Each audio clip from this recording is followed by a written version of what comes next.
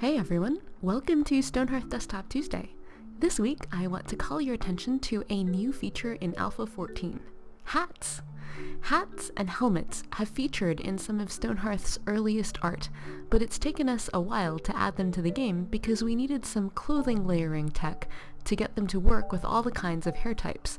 Alpha 14's increased emphasis on combat inspired us to revisit armor, add in transparency so underlying outfits can show through, and then move on to hats and helmets. The first hat you'll notice is probably the farmer's hat. It comes by default with the farmer outfit.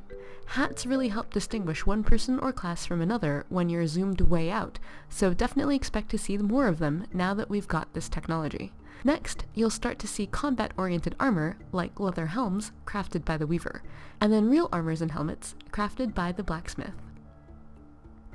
So if you're a modder and you want to add a hat, or more ambitiously ribbons, face paint, masks, tattoos, and more, where should you start?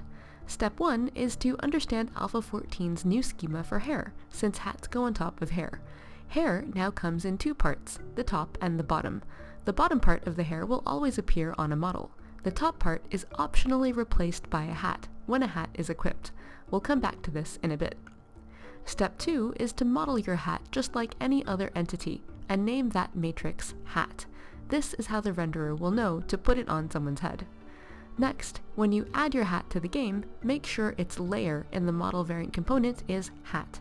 If the transparent property is false, then the hat will replace the top part of the character's hair.